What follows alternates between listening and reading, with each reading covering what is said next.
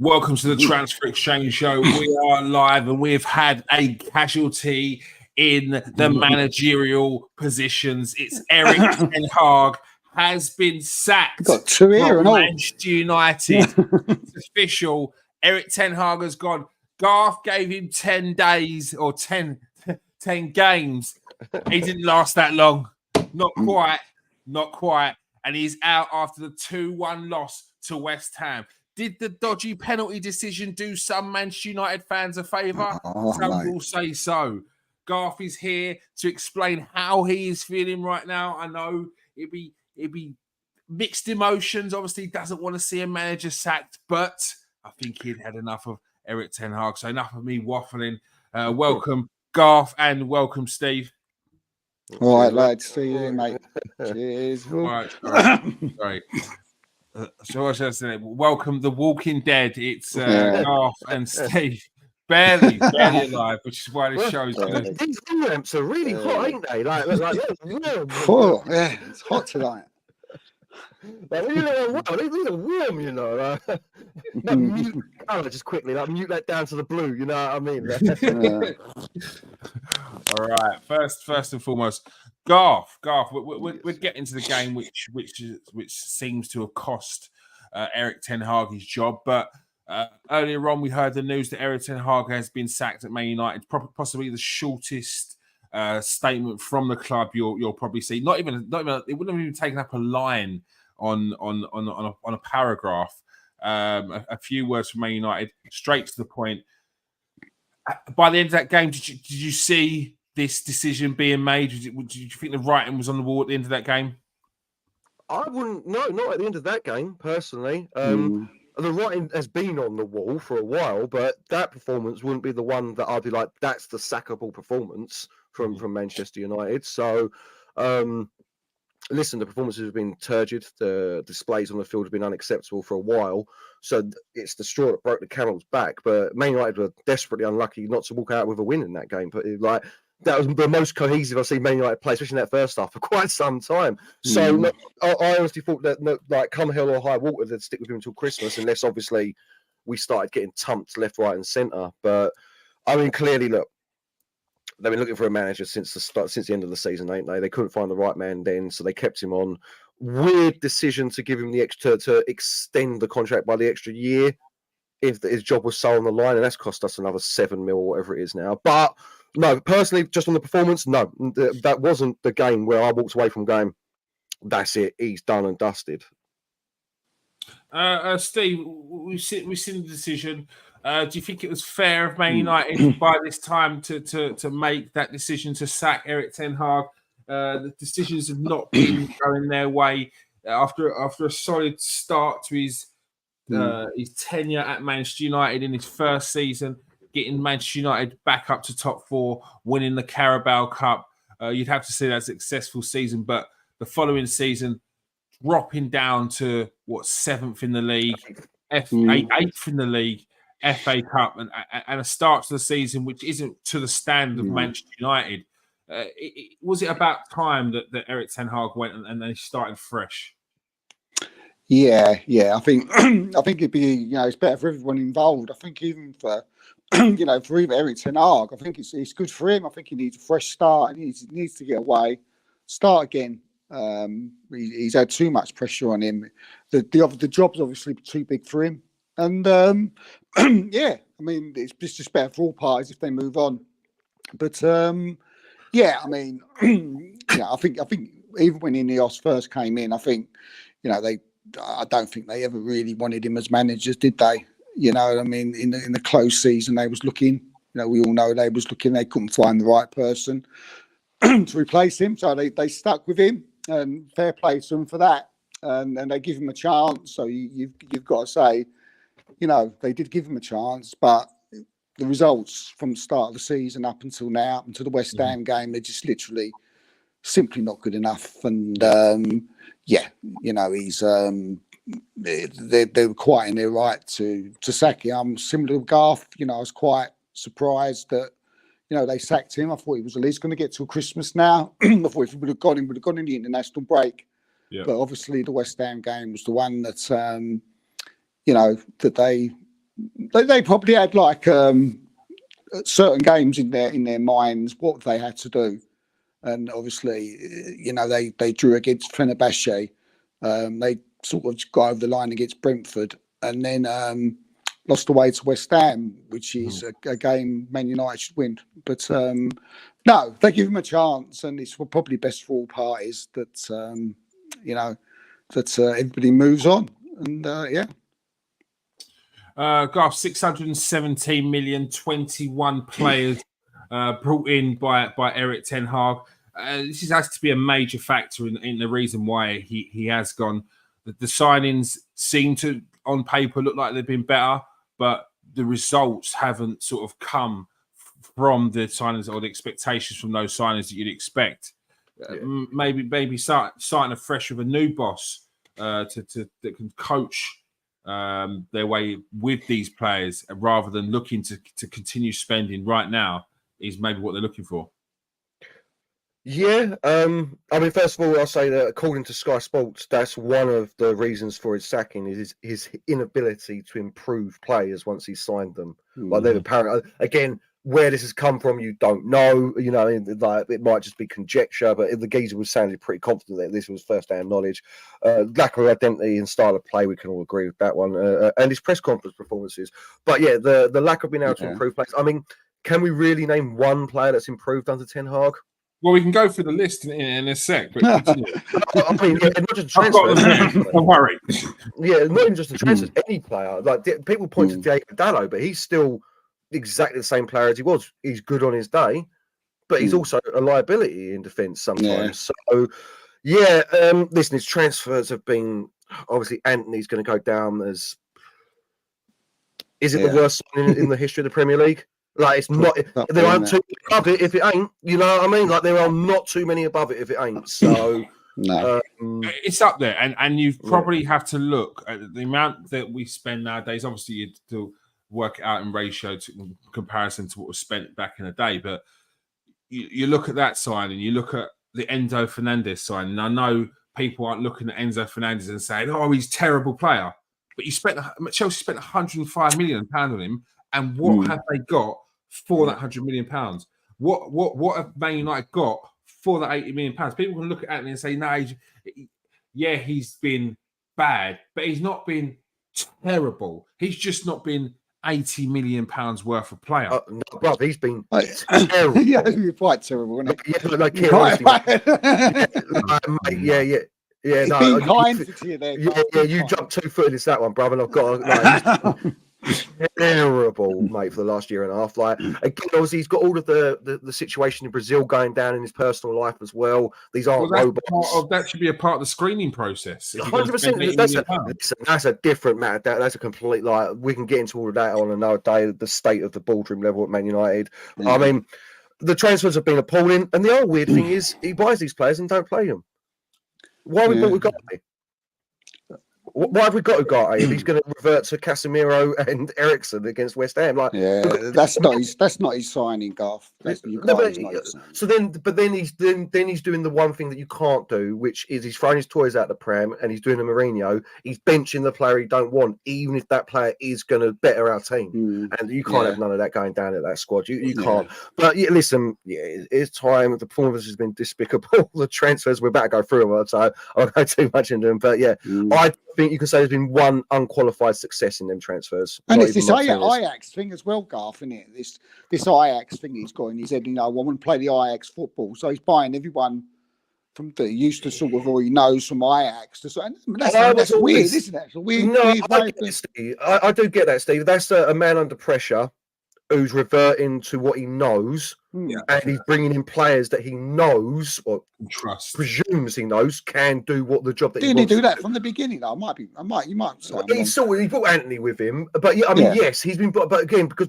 listen, the squad that he came into weren't exactly going to be able to do his style of football. So but it got more as the last season went on, and this season, it became apparent that he's getting in players that he trusts. What I would say with that is with Ten Hag, his style of football it comes with a philosophy, So you've got his way of coaching plus the philosophy that he has to then comes with his coaching has to be built into those players, or has to be trained into those players, He hasn't been able to do that at Man United. So he's trying to play his philosophy with players that don't have the mentality for his philosophy. The reason why it worked for Ajax is because they were built up as kids, have that philosophy and have that mentality. I was just going to say that. I was going to say that. They've been brought up in a culture, haven't they? Yeah, it's the culture. He's not building that at Man United, and it got to a stage where it's like players ain't buying into it. And the players that he's brought in are looking around. It's like, well, coach, this ain't working, mate. Like, it's not working. And if you look at the players that he's brought in, they've not got the right mentality as to then have that are going to instill that into the Man United team as well. There's not enough. Look, we go through the signings and we'll talk about improvements. Steve, 85 million on Anthony. Has he improved? No. I don't think the player can improve. Although saying that, when I saw him at Ajax, he looked like a player. Yeah, he did. Rasmus Højlund, 72 million. I'd say he looks good. He looks better than when he came in. Slight improvement. I'd say that was probably more from playing. And I've said you can just get better from just playing. You would think he'd be farther ahead than where he is now. I think it's fair, isn't it? I think because you can see something. Well, I think if you've got a player you spent 72 million on, it should be a part of your game plan to have him be one of the main focal points of that strike force, and he doesn't seem to get the ball enough to do what we can actually see he can do. Right, it's he's like been injured a lot as well. That's another big problem with a lot of the United. He's been injured a lot. Do you know the biggest one for me? I mean, and I don't think he was his signing; he was Solskjaer's signing. But me and you, and we're big fans of Ahmed Diallo, haven't we? We have been since he was 16 years old. He hasn't improved hardly at all under 10. Well, he's been there 3 years. You know, this kid was one of the top youngsters, like in European football. You know, when he went to United, so, you know, you would have thought he would be the type of player that would take him on to higher things.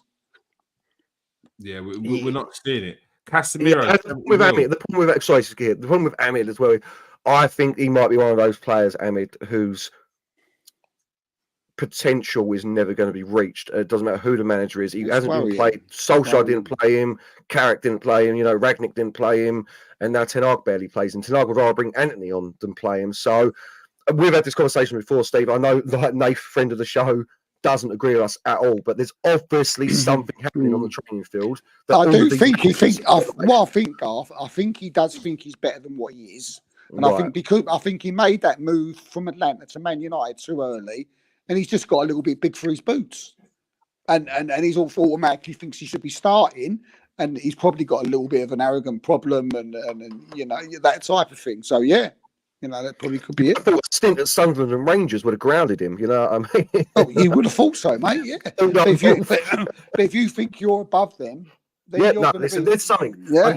A lot of people don't agree with us, I know, but there is something that has stopped him from playing. No, and I don't know what it is. Yeah, I don't know. Mason Mount 60 mil. Lissandro Martinez 57 mil. Lenny Uriah unfortunately been injured at the start. Manuel Ugarte has played 106 minutes in the Premier League since they've signed him. I mean, what's the point? 50 mil, and they need that signing. Andre Onana 47, De Ligt 43, Xerxes 37. Mazraoui 78. Like, there's a lot of money being spent on these players, and even just rolling through them, nothing. And you spent a lot of money up until there. Nothing there is shouting out like this is going to be the guy that takes Man United or helps Man United get back in. They're just decent players. There's nothing happening, and that's not what Man United need right now. They don't need anything sideways. They need to move forward. Well, I think lateral's all we've got at the moment, to be fair, the state that we're in. But I know exactly what you're saying. I also think that this is Ten Hag's fault again. A lot of these players have come in where I did think they'd be like, they'd change it. Listen, I never rated Anthony. We can find the show where I was like, we don't need him. This geezer ain't no good. Yeah. But apart from that, Casemiro, I was hyped with that signing. Had a great first season as well. Mason Mount, I was hyped with that signing. he's barely played a minute. He's been injured he hasn't had a run of 10 games yet. I still think. Does he have a position for him? Does he have a role for him? Yeah, he does. And this is the thing. I think if he'd had a fit Mason Mount all of last year, we would be talking a different story. I'm not saying we would have made Champions League, and I'm not saying he wouldn't be sacked right now, but I don't think it would be anywhere near as bad as it is, because what do you think of Mason Mount? I rate him highly. A lot of people don't. It's the energy he brings. His legs are non-stop. He's a workhorse. You know what I mean? He's got an unlimited energy tank. So I think you would have seen Ten Hag's wannabe style of the high press, winning the ball back, you would have seen it work a little bit more. But listen, again, bottom line is it's a failed signing at the moment, because I mean, what's he actually played? Like 30 games for Man United, Mason Mount, if that. Yeah, it's this. I do think he's unlucky with Mount, because I do think he would. But again, it's back to what you're saying, Erik, here, which is, would he have though? Like at the time, I was hyped about it. And I did think they're going to improve our fortunes, but Ten Hag hasn't been able to you've always hit it on it, hasn't been able to integrate any of these players into the new melding philosophies of Manchester United and Ajax. Even the Ajax boys haven't worked out for him. So buck stops with the gaffer. Yeah. I mean, mainly is probably one of the reasons why Mount's probably not getting game time, because he sort of stole his position, sort of thing, isn't he? Mount's been injured, mate. Mount he's been injured. Oh, he has been injured. He plays in that position, doesn't he? Yeah, but if Mount weren't injured, Mano wouldn't have got played as much as he did. Mano wouldn't be in the position.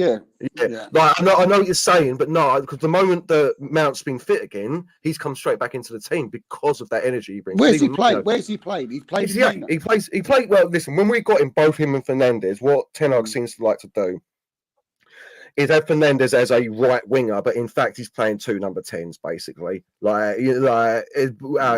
he plays no striker and plays the 2 number 10s. You saw that, I think, the opening game of the season, was it? Or was it one of the pre-season friendlies? And then you've got so yeah, there is a position for Mount. That's what I mean. I think this is what I mean. You drop Casemiro, you drop Mano, Mason Mount's energy and his close ball control, his touch and his passing range really would have made a big difference, specifically last year, to Man United's successes in the league. A big difference, in my opinion. But again, it's all conjecture, obviously. Yeah. I think Ugarte would be a good signing. From what I hear from people who watch French football, you know, if you don't expect too much of him, you know, he's not someone who's going to score you loads of goals. He's not going to be someone who's going to make assists, but he's someone who's going to win the ball. You know, keep the ball. You know, play the ball off. He's absolutely brilliant at that. You know, PSG didn't have the right sort of system to fit him in, but to do that, he'd be brilliant there. He saw PSG would bring him in against teams that will English teams or teams that were posh. Like you can see, it was a pattern. They would bring him in those games. Garth, who do you see would benefit from this sacking? Like, what players do you think could needed a fresh start, needed something new from Erik ten Hag? Listen, I don't want to sound glib here, but all of them, like every single one, like every single man playing for Man United, pretty much. Not one of these players can look themselves in the mirror at the moment and be like, "Yeah, I'm playing well for Manchester United. I'm top of my game. I've had a great 12 months." Mazraoui, maybe, do you know what? But yeah, that was a weird one as well, playing him in the number 10. But anyway, So, but in particular, I think, listen, Rashford needs something. Someone needs to unlock Rashford. This is I'm not someone. I don't dig Rashford out. Obviously, everyone knows that I back him a lot. But again, I don't think he was exceptionally poor against West Ham. I just think it's the problem with Rashford is if he's one of them players. If he doesn't score, he can go through the game looking like he's done nothing. He weren't good. Don't get it wrong, but I don't think he was outrageously bad, man. But yeah, Rashford definitely need. Like, again, if he doesn't pick up his form again, then I think he might be over as a top level like Premier League player. I can't see anyone else in like big teams taking him. So Højlund probably needs a fresh start as well, like with a new system around him. Ahmed definitely. Onana can probably do a fresh start with a fresh like defensive philosophy in front of him. This is what I mean. I could go for every name, Key. I really could, but they're the big ones. I would say Rashford definitely. Bruno needs his role reevaluated, but yeah, Rashi, Ahmed. There'll be the 2 big ones. The wingers, basically, Garnacho, Rashford, Ahmed. They'll be the 3 big ones I want to see massive of improvement from under I mean, it is Amorim then. Is to what we're definitely that's done and dusted. Ruben Amorim's our new manager. Well, I don't know about done and dusted, but it's. Fabrizio's done it now. Yeah. I mean, he's the man. He's the one that they're. Do you know what I mean?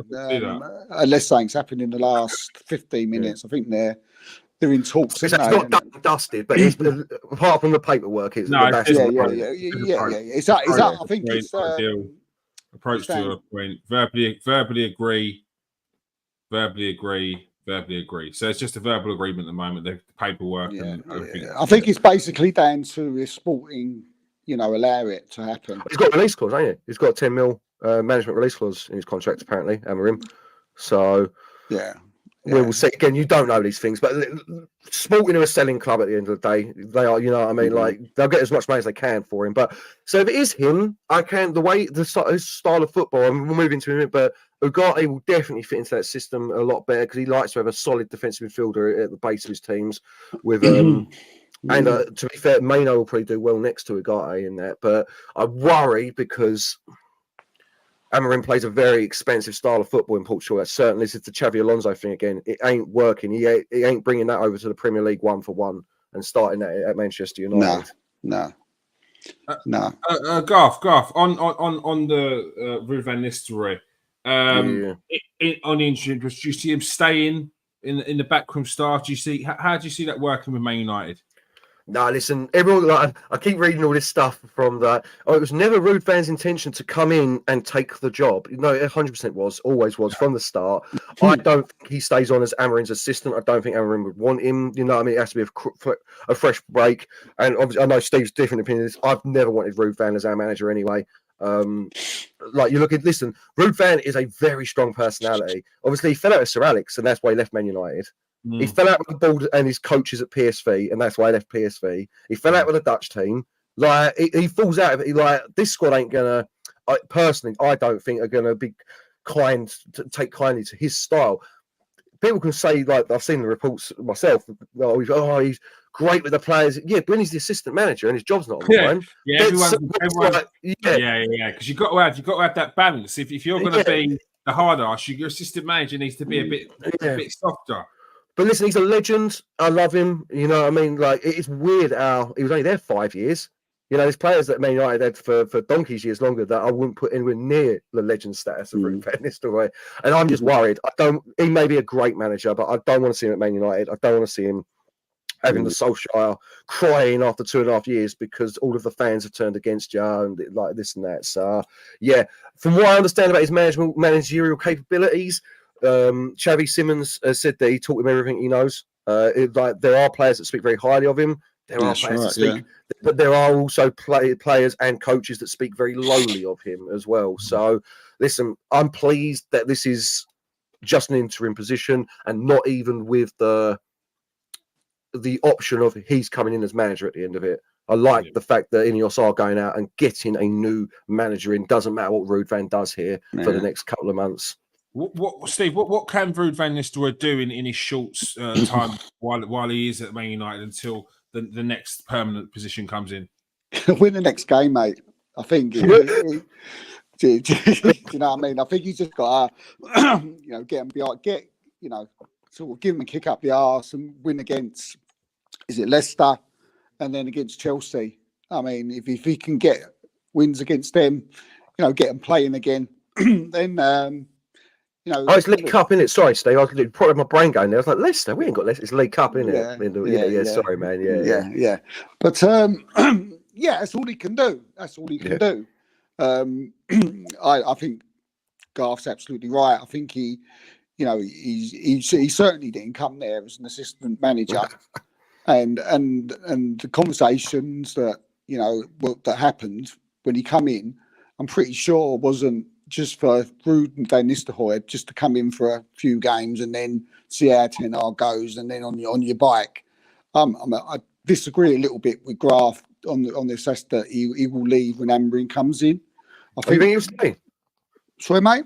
You think he'll stay, do you? On as like an assistant? I mean, I don't know. I haven't got anything to say. I know it's just someone of Ruud Van Nistelrooy's sort of like where he's come from being a manager at a club and done well, and then come into another club to be an assistant manager to a manager is a bit, I'm sure a conversation has gone on somewhere before there to say, look, we want you at the club basically because you've been at the club, you're a legend at the club, you know the club, and we want you to come in and talk to these players and be like a voice, at the club. I get what you're saying. I mean, listen, he turned down Burnley, didn't he? The job at Burnley, the manager job to take the man.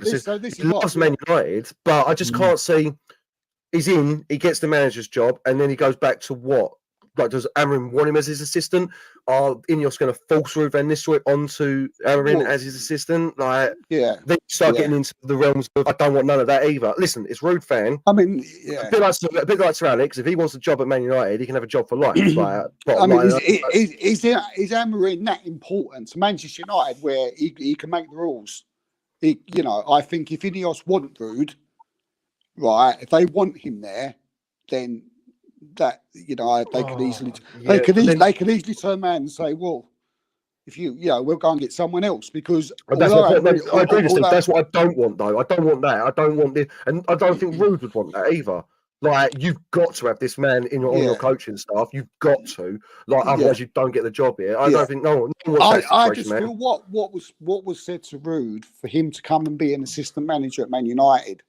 I think, honestly, Ineos just truly believed, like I did, that Ten Hag could turn this around. Well, and having Ruud was going to be like we're bringing Ruud in because you're familiarity plus work with he loves Man United. He might stay. I don't want that, Steve. I don't want it to be a situation. I would like someone. If I was a Man United fan, and I'm not obviously, so I can't speak for them. But I would want someone like Ruud van Nistelrooy at my club, sitting on that bench at home games, because of who he basically because of his knowledge, because of his. I agree with on that bit, but the problem you've got there is what I don't want is him sitting there and half the team are Ruud van Nistelrooy's players because he's backed them and they know that the board have got his back, and half the players are Amorim's players because he's the gaffer. They've got conflicting ideas, and yet Ruud's got a job because Ineos said he's got a job. I know what you're saying. Yeah, I'd love to see him stay. You have to work with a new manager. Yeah, I don't see him. I mean, there's players that's gone to Manchester United. I know this for a fact because of Ruud van Nistelrooy.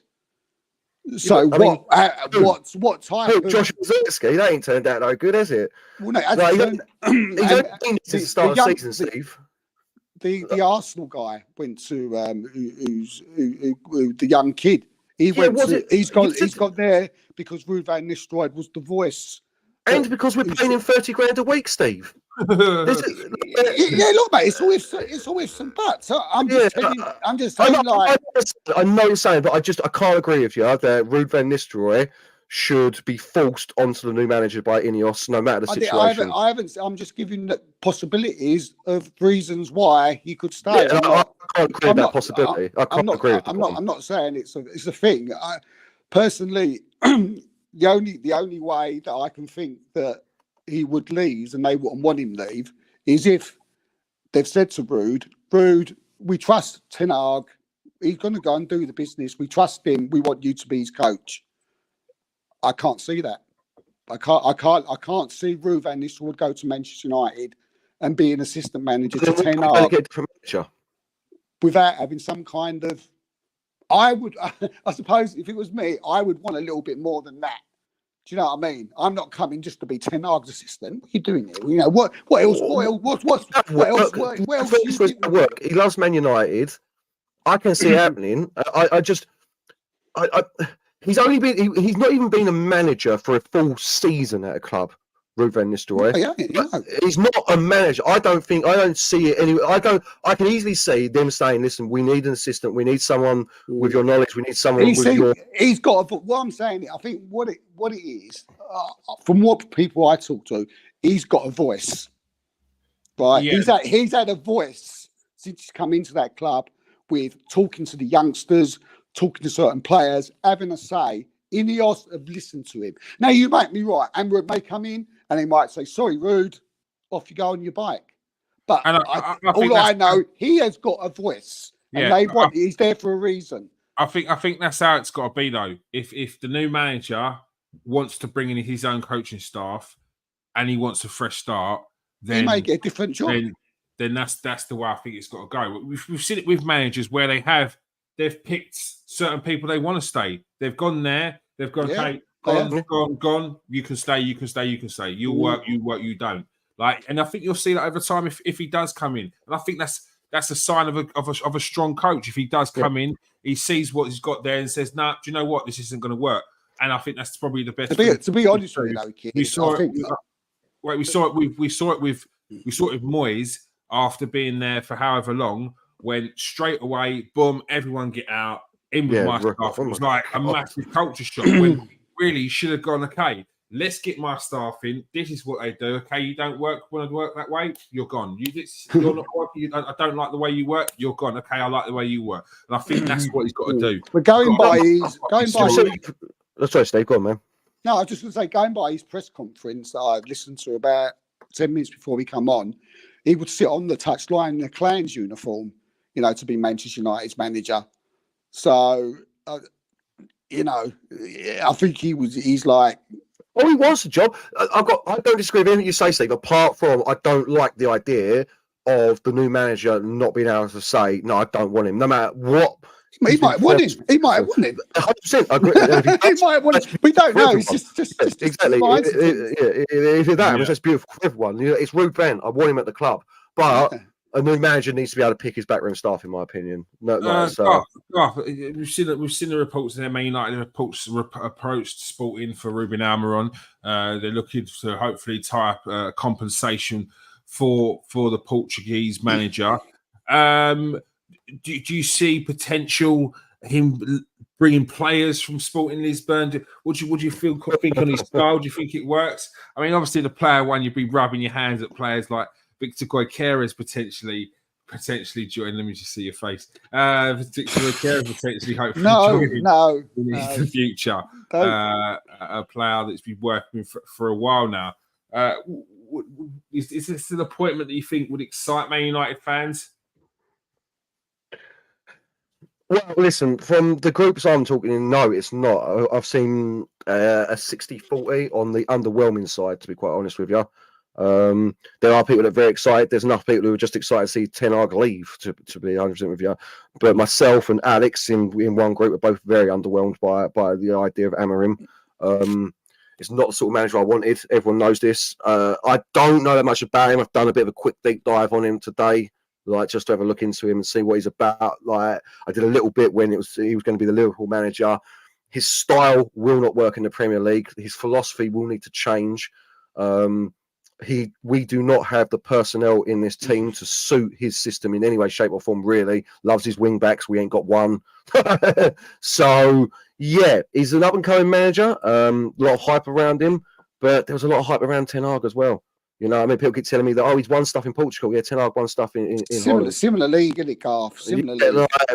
I personally everyone knows what I wanted. I wanted an experienced hand on the till, a manager with a wealth and breadth of experience.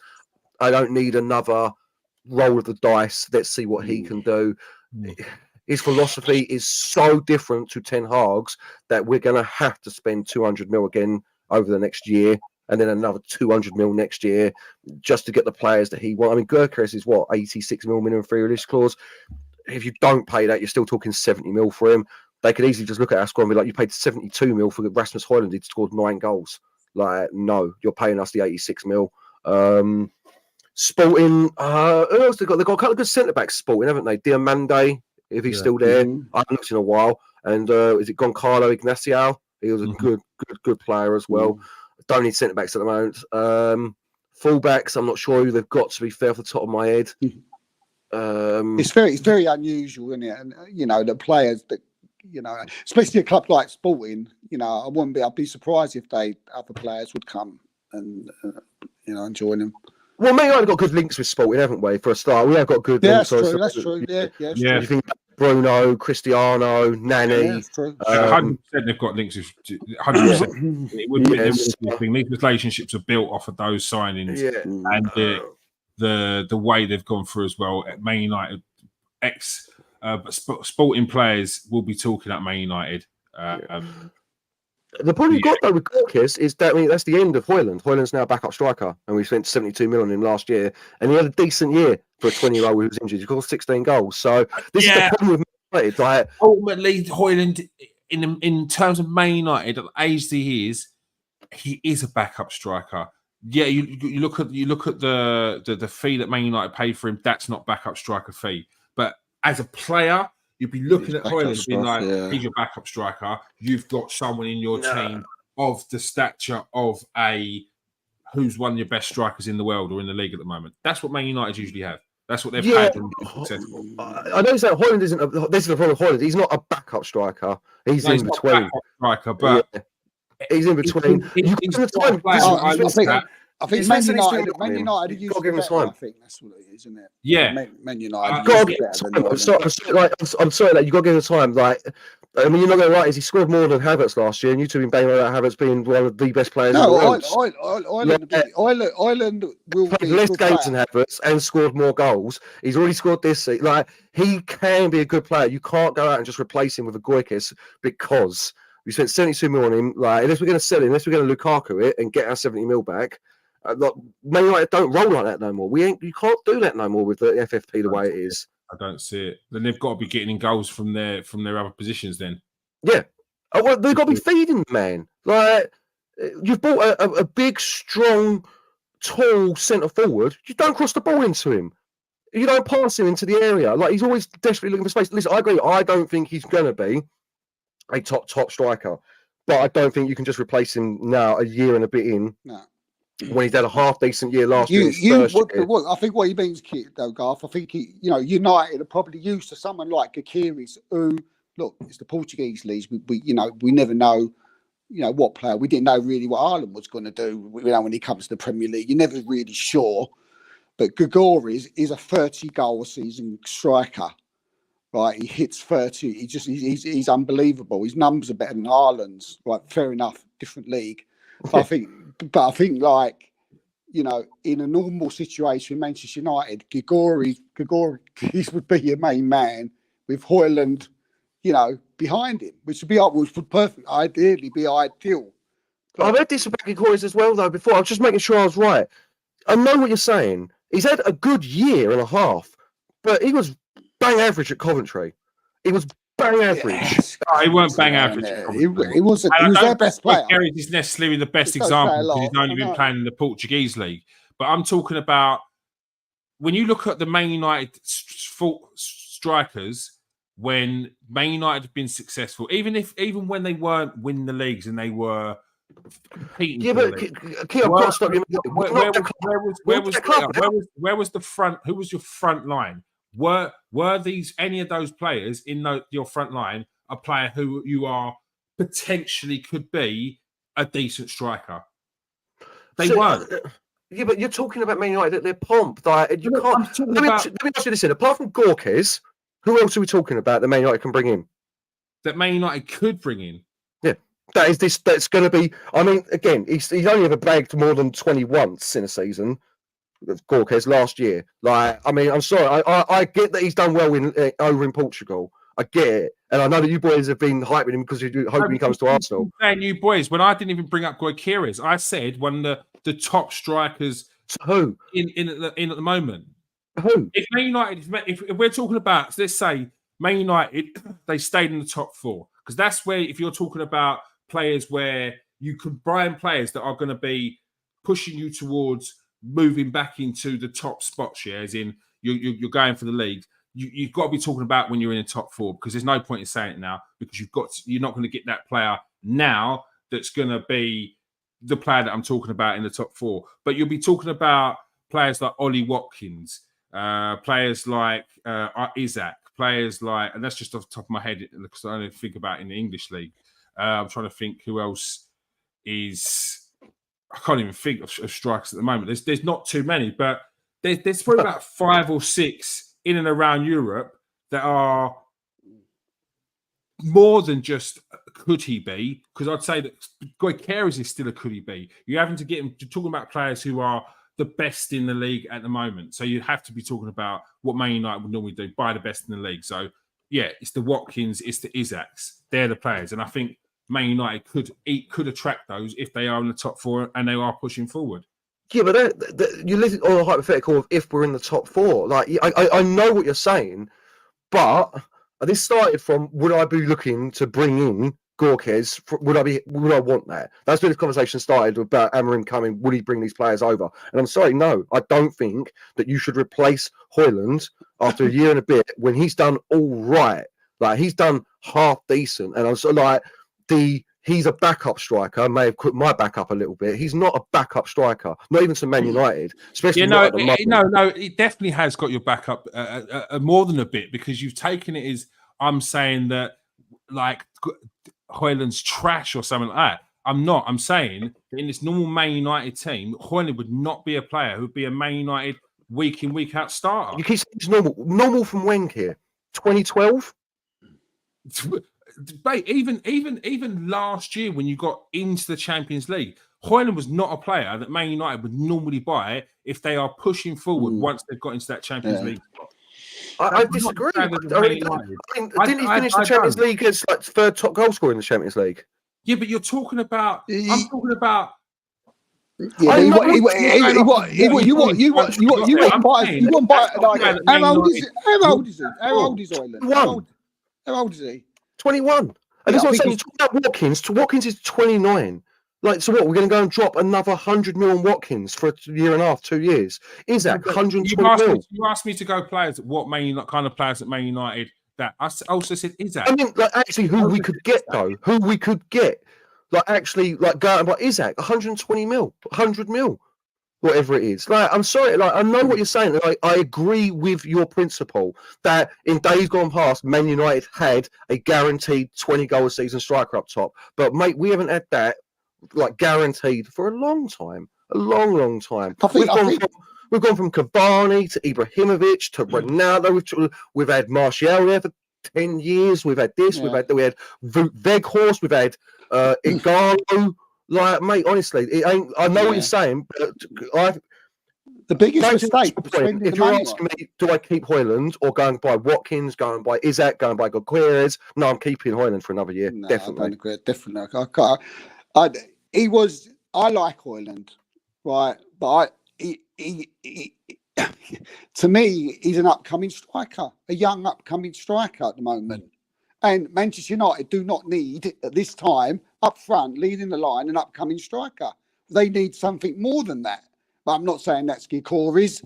I don't know who it is. But this is what it's a bit noisy about this argument. Certainly not talking about, and you go, Watkins, Isaac, players that we can't get. Right, and that's I'll come back at you with. But no one's been able to tell me a striker that is guaranteed 20 goals a season, that is guaranteed to come into Manchester United, that we can afford, that we are reasonably able to get, and is going to come in and take that place. If you give me one, I'll agree with you. Until then, no, I'm not replacing Højlund with the hope that Gorkes is going to continue his form in Lisbon in the Premier League. When, from what I've looked at, when he was playing in the Championship 2 years ago, he wasn't doing that. I'm not going to drop everything on Isaac. I mean, Isaac, I think Isaac's a bit overhyped personally anyway, but I'm not supposed to drop in 100 and something mil on Isaac. Watkins, what do they want for him? If it's 40, 50 mil, different conversation. Last I heard, they're still looking for 80, 85, 90 mil for him or something crazy. See, the way I see it, a striker that you're actually talking about instead of just this hypothetical man, I can't agree with you. Where do Man United go with it's not about. I don't think it's about like getting an Isaac or getting a Watkins, right? Man United paid £72 million for him. It was the wrong thing to do. It was the totally wrong thing to do. If they bought him as your mate to play up front as your main striker, that is an awful. It's a different conversation to what we were having. Yeah, if you're getting right. We should have bought him for 72 mil last year. Probably not. But that's a completely different conversation to what we were having, mate. I don't think. I'll just say this to you both as well. We started this thing about like, why weren't they playing Ahmed? We spent 35 mil on Ahmed. Why haven't they been playing him? And now you're saying that we should do exactly the same thing with Højlund. Doesn't matter what the fee is. No, go out and get another striker. But he is good enough to lead this attack. Whether he will be a top striker in the future is dubious. But at the moment, do you think he's good enough to get you top 4, Garth? Yeah, definitely. He's got enough to get us top 4. There's enough about him to take us to top 4. The problem is there enough about the rest of this squad to take us to top 4? See, that's your problem, mate. Who do you think there is enough about this squad to make you top 4? No. It's a mismatched squad. I think. Yeah, no, I'm being facetious. Yes, there is. It's a top quality squad. I do think a new manager comes in and gets a bit more out of a lot of these players. And this again, I hate to keep banging on about Højlund, but if a new manager comes in and gets a little bit more out of Højlund, we're now talking 20 goals a season. Yeah, but this is that's 20 goals a season. That's a conversation we could be having in 6 months' time. The squad is strong enough to get top 4. Unfortunately, there's a lot of teams now that are also very strong. Is it strong enough to challenge? No. And unfortunately, you've got 3 teams now in Liverpool, Arsenal, and Man City that are guaranteed those top 3 spots. So you've got 4 teams fighting over the 4th Champions League spot. So you've got to be perfect to get it. But yeah, there's enough about that team to make it. Just about, I think. Why do you think they've gone for Ruben Amorim? Do you know what? Sure, I don't know. I don't know. I mean, Liverpool turned their nose up at him. Didn't Arsenal ever look at him at one point? Excited about it. Say again. The fans were excited about it. Who? Liverpool fans? Yeah. Well, maybe, yeah. I mean, I don't know enough about him. I'm not going to deride him or say that he's not good enough or anything like that. I just wanted someone with a lot more experience coming in for the next couple of years to really give Ineos the chance to get their feet under them, give the squad a chance to sort itself out, move on some dead wood before we have to spend more money. Hopefully, I mean, he's my age, isn't he? He's literally like younger than us, isn't he? 39 years old. So, yeah. Is that how old he is? 39? 39, yeah. January he's born. Yeah. I wouldn't start that one, Garth. Like, as you look through the managers now, all the managers are about our age now. That's where we're at. Are they? Who are the top 3 managers in the world right now? Well, what are you talking about? Like Ancelotti. Hansi Flick. How old's Hansi Flick though? He ain't as old as the rest of them. But you know what I'm saying. I know that. I'm not giving you Arteta until he's won something. Then you don't get it. You've got Nagelsmann. Calm down. I'm literally just putting Amorim in that same conversation, bro. He's still young. There's a lot of young Nagelsmann. I don't think that just because there's young. I mean, how old's Arne Slot? He can't be young. If he is young, he's had a hard life. He's had a hard life if he's young. I'll tell you. Arne Slot's 46. Yeah, but that's not 39. Hal Maresca, they're all young, and that new geezer at Brighton. That's like 32, isn't he? For Brighton, man. These are young managers. That's the way to go. I'm looking at Nagelsmann. I'm looking at under 40-year-olds here, kid. I wasn't like 46 is that's getting into the you're starting to become a good manager. So all right, yeah. But I'm sort of like no. I wanted you guys. What I wanted. I wanted someone with experience. I don't care about the young, fresh, this and that. I wanted experience. I wanted a steady hand, and yeah. I mean, I don't know who's out there. To be fair, now Thomas Tuchel's gone, but I would have wanted someone more of that ilk. A Simeone, as much as I hate him, a Conte, as much as I hate him. Yeah, because I just want someone to come in for a couple of years. Like, I don't think it's a lot. I don't want another long-term project. I'm done with this, Steve. I'm done with this. Oh, yeah, it's this, it's that. I just want a geezer to come in for a couple of years, steady it out, maybe get us 4th place, you know what I mean, take us distance in the Europa League or something, and then we can really scout our options, go out there. I mean, if this geezer... It's Man United. If this geezer is the one and the man who's going to take us forward, why the hell did we give 10 up an extra year in the summer? Why didn't we pick him up in the summer? If he's the one, if anyone had look at him and said, "This is the man, it's going to take us forward, who's going to get us back into where we need to be," why wasn't he appointed in the summer when they were actively looking for new managers? Yeah, I can't. I think Ineos have been honestly, it's been a shambles since they've come in. from day one, it's been a shambles with Ineos. Yeah, they built a good staff there, but did they? One of them got done for sending emails to their old club about getting tapped up by Man United. You know, what I mean? One of them we've had to pay Newcastle, whatever it is, because he's on gardening leave for X amount of time. They've absolutely messed up the Ten Hag situation. They either should have sacked him at the end of the season, which I didn't agree with, or kept him until December to give him a chance to implement the new signings that they've just bought for him, another 200 mil. Like, there's no processes on what they're signing. There's no vision. There's no direction. Amarin's just the next man on the list of managers that are going to come in and be gone in 2.5 years. Man United are a dumpster fire.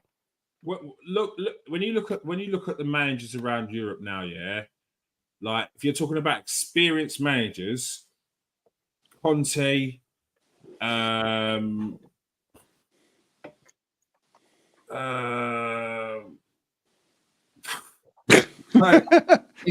honestly, you've got the players at the big night, the players at the big clubs. You've been there with Mourinho, Ancelotti, Conte, Zidane ain't coming out. The big clubs, apart from Ancelotti, are all Sarri, young. Experience, Sarri. I'm thinking for me, 40 over 45 isn't young to me. Clearly it is, but you've already named loads. Allegri, Conte, what was the other one you just like? These are the managers. Allegri's a nightmare. You won't want him. Yeah, I would for a couple of years. I wouldn't want Conte. Oh, you want seriously? Conte's a nightmare. So you know what I mean? Like, what do you mean Allegri's a nightmare? You go and have a word. Go and have a word with a friend of mine who I work with, Carlo. You know, but you've been waxing lyrical about Ruud van Nistelrooy, Steve, who walked out of PSV after falling out with the ball and his coaches. Walked out on them. Didn't get sacked. Walked out on them. Like, so yeah, he's all about nightmares. This is why I'm a bit worried about Ruud van being there. Like, so yeah. No, I'm talking about someone who supported Juventus for 20 years, who had Allegri as their manager. So I'm just going by what he's told me. So it's not my view, Garth. Yeah, I'm just it's this like it's a madness that we're going for some 39-year-old unproven anywhere outside of Portugal. Listen, I know that for Arsenal it's working to an extent, to an extent. Well, you still haven't won anything, Steve. Like, okay, yeah. What 5 years? Right. And you've got but it's to an extent, it's not a dig, Steve. It is working, but it's not been some immediate success or anything, has it? You've got better, you've improved, you're now challenging for the league. You still haven't gone the extra step yet for me to be able to say. That's it. Like, honestly, if you're outside of that, you're going to managers that are like you've got more experience, but they're a Real Sociedad. They're a potentially press. Who's their manager? Because other than that, you're a step down to 56. You've got Luis Enrique. Then you've got a big gap. Then you've got managers like Thiago Motta, 42. Alonso. You've got Company. You've got Amarin. You've got. They're all young managers. They're between Mascari, 40. What's his name? Maybe a Polly. A 58 was at AC Milan. Too short. How old is he? Experience, dealt with some big names, turned man AC Milan, who were a sleeping giant, into a league-winning team. Maybe it's someone like a Polly, but other than that, it's a very short list of experienced managers that have been able to manage. And the game changes, doesn't it? Some big names as well. But even then, the game doesn't change that much. That the old managers are dinosaurs. I can't. Yeah, I agree. That one's a. But let me ask this then. Like you're saying that, where's Sarri at the moment? Like, yeah, that's what I said. Sorry, I said his name. Yeah, you know, like, there are other managers out there. I'm not saying it has to be Ancelotti, but Luis Enrique would be a good shout. This is what I mean. I just need someone who's had experience dealing with a big club, had experience of some kind of a big player or some kind of this. It depends what you want, though, Garth, doesn't it? I suppose and just another 5-year project where it all falls apart again. Yeah, if you want a young manager to come in and say for instance, if Alonso come available, you wouldn't want him. Xabi Alonso? No, I've said that before. No, I wouldn't want Xabi Alonso. I agree with that. I think that the hype around Alonso after one season in Germany, I know he was elsewhere, but it was too much. Our manager's never managed before in his life. but that's a big risk. But it is. But sometimes that's what it takes. Sometimes, but Man United took a risk with Erik ten Hag. That was the risk. Solskjaer. That was the risk.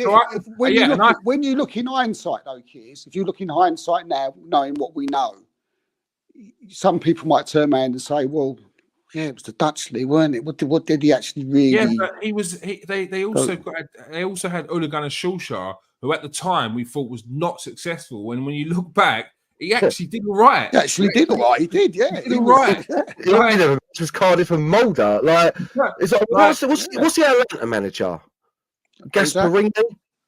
You know what I mean? There's managers out there, man. I'm going from it now. I'm sorry, it's not as barren as you're making out there. There is enough experienced managers to go with not having to roll the dice. But are they not coming? I think what it is, are they coming to the end?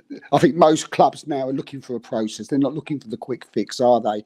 Owners want someone who's going to come in and be like 5-year project, 4-year projects. They don't want someone who's going to come in unless you're like. Then they've got to stick to it, Steve. Then they've got to stick to it. Oh yeah. What the situation is annoys me. Like there's all of this, the progress, that you've got to trust the process. You only trust the process if you start seeing results from it. And like you listen, whatever you say, Arteta was very, very lucky to get the amount of time that he's got. It's because you saw constant progression from him, and because you had been down in the doldrums for so long that he got more time than any other manager would get with finishing 8th and 5th and winning. But again, you'd have to. I've said this for a lot. You know, you've got to be an absolute blind man if you couldn't see what he was doing at Arsenal when we finished 8th and 5th, and it'd be too long a show to go through it all. But you'd have to be a blind man.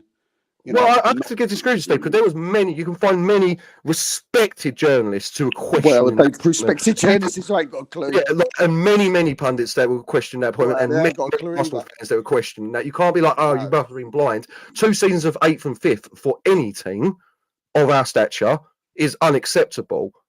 It's just happens there was no one else. There's no one else there at the time. You know what I mean? Like you got lucky. He's a great manager.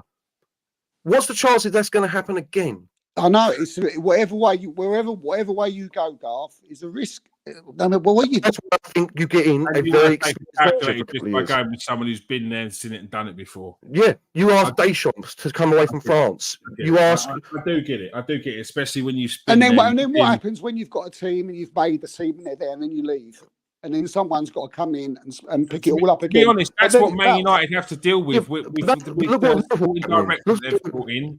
They've got, and that's what's part of the new process of hiring a manager. You're hiring a head coach now. You've got a director of football in there. The manager who runs it from top to bottom. They can't put it this way. It can't be any worse than what Man United are now. I think they've made the right decision, and I think if they get this hammer in, I'm sure they'll be in a better position than they are. Yeah, but it'd be hard, is it? I could probably go into that team tomorrow and get a better performance on the pitch than we saw in recent weeks.